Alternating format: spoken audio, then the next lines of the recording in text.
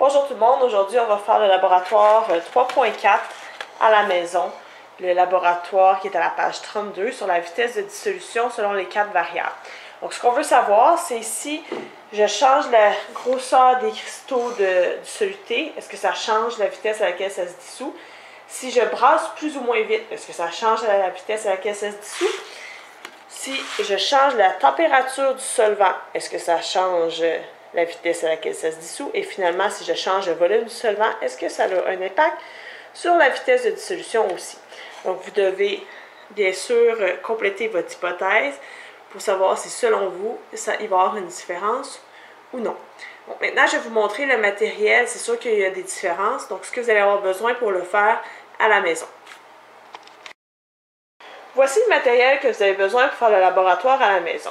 On a besoin d'un chronomètre.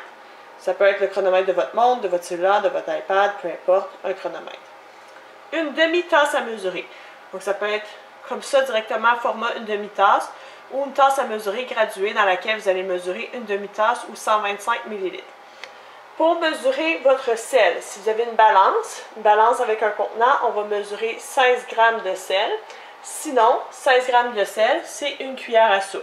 Donc c'est votre choix, vous utilisez un ou l'autre. Ensuite, on a besoin de sel en petits grains. Si vous n'avez du sel de mer, si vous n'avez pas, c'est pas grave, vous ne ferez pas celui-là. Un contenant transparent, ça peut être un verre. De l'eau, moi je l'ai mis ici à mon espace de travail, mais vous pouvez tout simplement utiliser votre robinet. Et une cuillère pour brasser, parce qu'on n'a pas d'agitateur, à moins que vous ayez un agitateur à la maison. Ça prend un métronome. Si vous avez un métronome déjà à la maison parce que vous faites de la musique, utilisez votre métronome. Sinon, cherchez dans Google métronome et ça apparaît tout de suite en haut. On va mettre notre métronome à 60. Et votre cahier de laboratoire pour suivre les instructions. Donc, premièrement, vous installez tout ça et ensuite vous allez être prêt à commencer votre laboratoire. Le tableau des résultats de la page 34, donc il devrait déjà être rempli avec les explications que j'ai données tantôt, mais si jamais vous avez besoin de vérifier votre tableau. Donc, on a un contrôle, donc qui est à tout est normal, on peut dire, pour le contrôle. Puis après ça, à chacune des dissolutions, on change un seul critère, une seule variable, pour voir c'est quoi l'impact de cette variable-là. Donc, pour la grosseur, on prend des gros cristaux. Pour l'agitation, on agite de façon plus rapide avec un métronome à 120. Pour la chaleur, on va prendre de l'eau chaude plutôt que de l'eau température pièce du robinet. Et pour le volume, on va prendre le double de quantité. Je vais vous dire exactement tantôt comment modifier vos variables.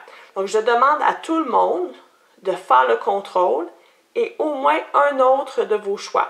Donc, je veux que tout le monde fasse 2 dissolutions. Si vous avez le temps et ça vous tente d'en faire plus, vous pouvez toutes les faire aussi.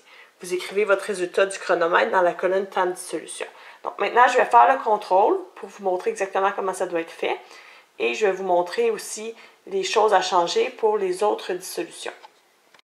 On y va avec la lecture du protocole. La première étape, c'est mesurer l'eau. Donc je vais mesurer 125 ml d'eau avec ma tasse à mesurer et je verse ça dans un bécher. Deuxième étape, moi je verse dans un verre. Donc on y va avec cette étape-là. Je prends mon eau dans la tasse à mesurer.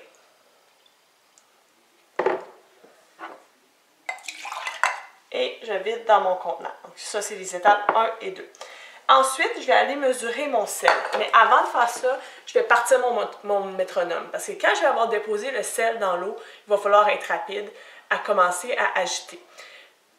Et partir le chronomètre. Donc ça fait plusieurs choses à faire en même temps parce qu'habituellement, on est 2. Donc dès qu'on dépose le sel, il faut que je commence à agiter. Donc ça veut dire qu'il faut déjà que j'entende mon métronome. Puis il faut que j'essaie de partir mon chronomètre rapidement. Donc placez votre chronomètre à proximité. Donc, je vais partir mon métronome à 60. Vous l'entendez. Donc, ça veut dire qu'il faut que je fasse un tour à chaque fois que j'entends le son. Par contre, je vais vous montrer une façon efficace d'agiter qui n'est peut-être pas la façon que vous êtes habitué. Bon, ici, j'ai mon verre d'eau. Quand j'agite, vous êtes probablement habitué à faire des ronds. Là, c'est sûr qu'avec une cuillère, c'est un petit peu différent qu'un agitateur. Là. Vous êtes habitué à faire des ronds. Quand on fait ça, le soluté peut se ramasser tout au milieu.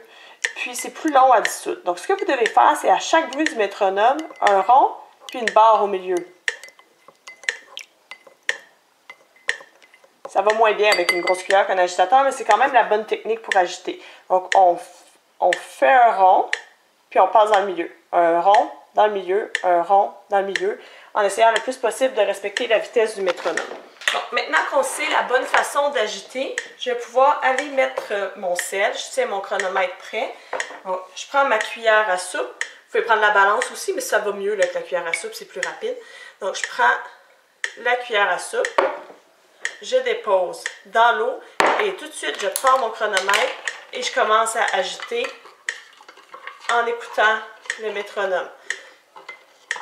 Vous devez agiter juste à temps que le sel est tout dissous. Donc, en ce moment, je vois que mon mélange est blanc. Donc, quand il va être dissous, il va être devenu transparent. Puis, je vais avoir... en fait, je pourrais voir qu'il n'y a plus de soluté à l'intérieur, il n'y a plus de grains. Ça prend un petit peu de temps quand même. Si vous voulez vous aider, ça dépend de la couleur de vos comptoirs de cuisine, vous pouvez mettre une feuille noire en dessous de votre contenant pour bien voir quand il n'y a plus de sel à l'intérieur. Donc, j'agite.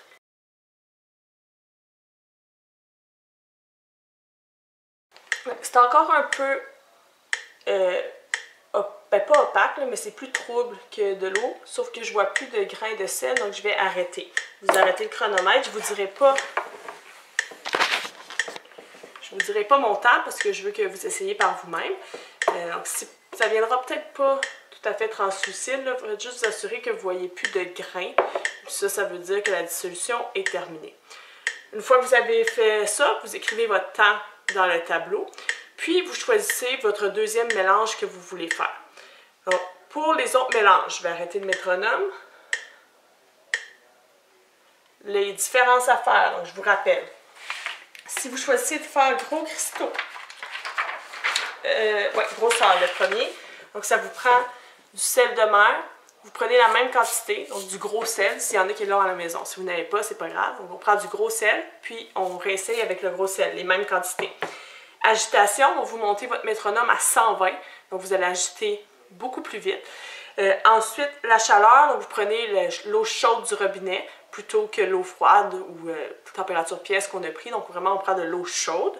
Et volume, donc je prends 2 fois la quantité d'eau, donc 2 fois la tasse à mesurer.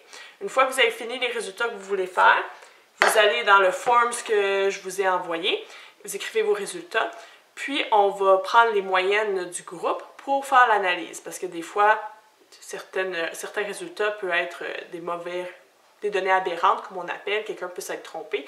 Donc, c'est mieux de prendre la moyenne de tout le groupe pour analyser plutôt que vos propres résultats. Et finalement, on ramasse votre matériel. Vous ne laissez pas votre cuisine comme ça pour vos parents. On ramasse et on va remplir le Forms. On revient dans la rencontre Teams et on parle des résultats. Donc, bon laboratoire!